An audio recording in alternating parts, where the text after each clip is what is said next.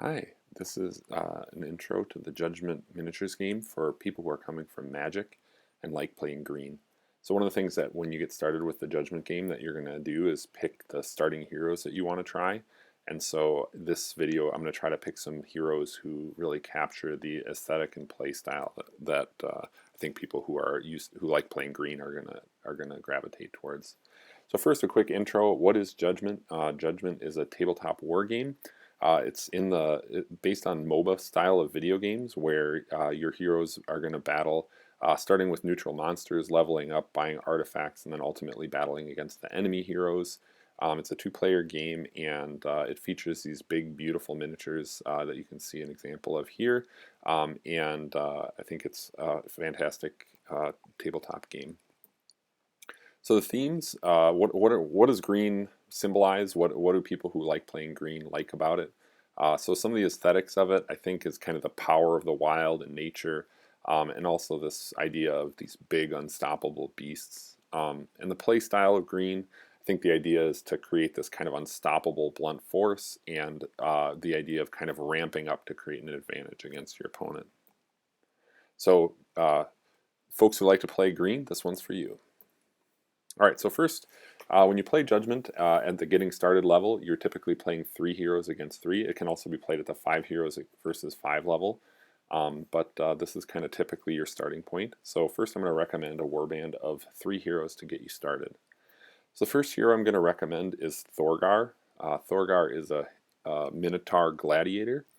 Um, what I really like about Judgment and Thorgar in particular is these big, imposing models. So one thing that's I think is really fun about Judgment is in Magic, you know, on turn if you ramp up, you can slam down a force of nature or some other huge beast and intimidate your opponent on later turns if everything goes right. But in Judgment, you get to start the game with this dude on your side and intimidate your opponent right out of the gate. So I think one thing that's kind of hard to show in a slideshow like this, but you really see on the tabletop is just how huge this guy is. So if you put this guy down next to your opponent's little halflings and elves, they're they're going to be intimidated just through the sheer size.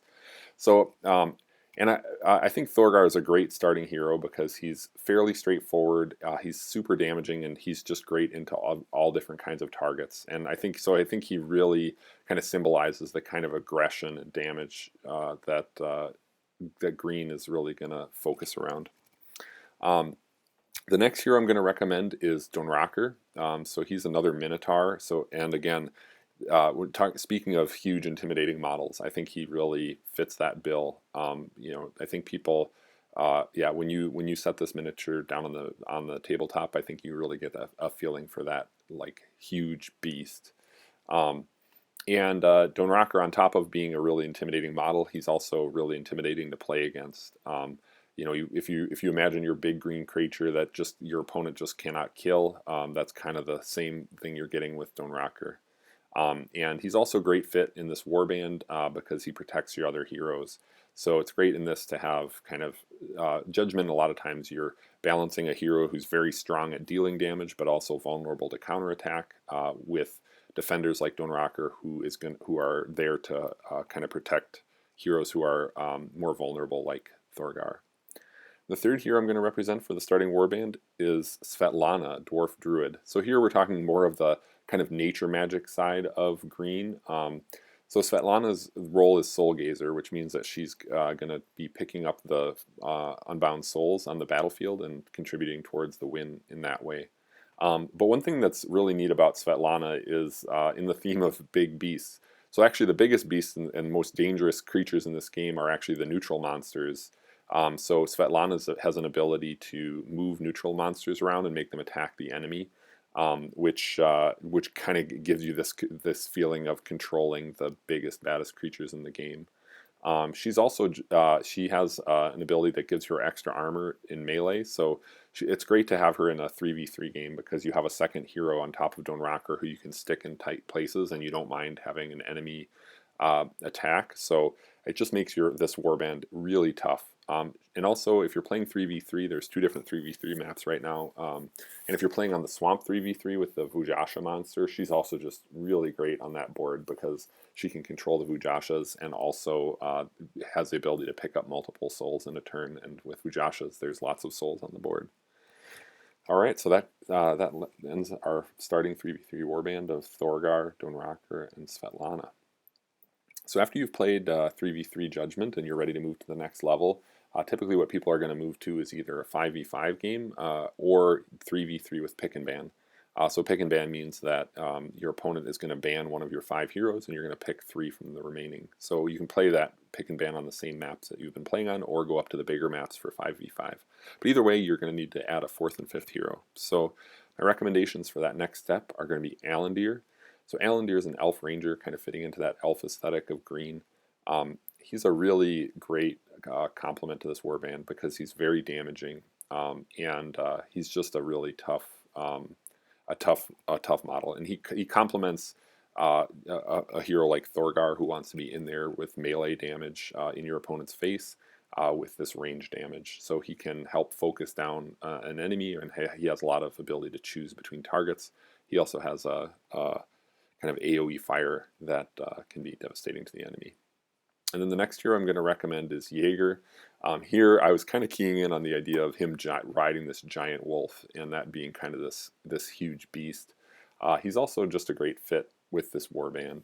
It's nice. So his role is hybrid. So the hybrid characters are typically going to be kind of in the middle. They're not the strongest aggressors. They're not the best defenders, but they kind of combine features of multiple roles. And he has some really helpful abilities, specifically the ability to debuff your opponent, essentially throw a net on them, which reduces their agility. And then also he has the ability to strip souls away from enemies, which can really help you catch up if your opponent is getting ahead in the soul game. So here's my recommended starting 5 for green: Thorgar, Donrakr, Svetlana. And now we're adding in Alandir and Jager to go to 5v5. All right, and so if you want to go up to the highest level, the most competitive level at Judgment is often played with pick and ban 5v5. So that's where you're bringing 7 heroes and doing that same ban and pick process that we talked about. So in order to go up to this highest level, the 2 heroes I'm going to recommend adding are Gendris. So Gendris is a Minotaur druid. And she has a unique ability to place down a forest terrain on the board, and that forest terrain actually counts as hazardous terrain, which in this game is damaging to your opponent. So placing down that terrain is a really powerful controlling effect. It can really protect your other heroes. It can kind of prevent opponents from getting where they want. So she's a great kind of supporter to bring in when you're going into this highest 5v5 level.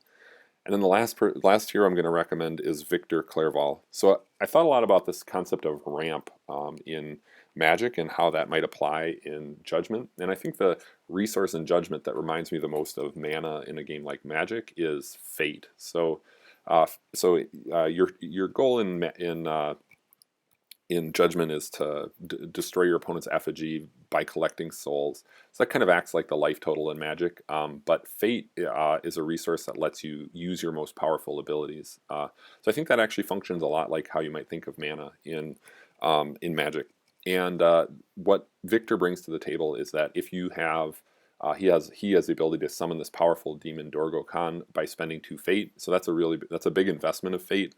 But he brings out this enormous demon who is terrifying on the battlefield. And also this warband doesn't have a lot of soul. It has Svetlana, but no other soul gazers. So if there's unbound souls floating on the table, Viktor gets even more powerful. But what I really love about Viktor is, again, that feeling of like slamming down this really powerful creature with him summoning Dorgo Khan.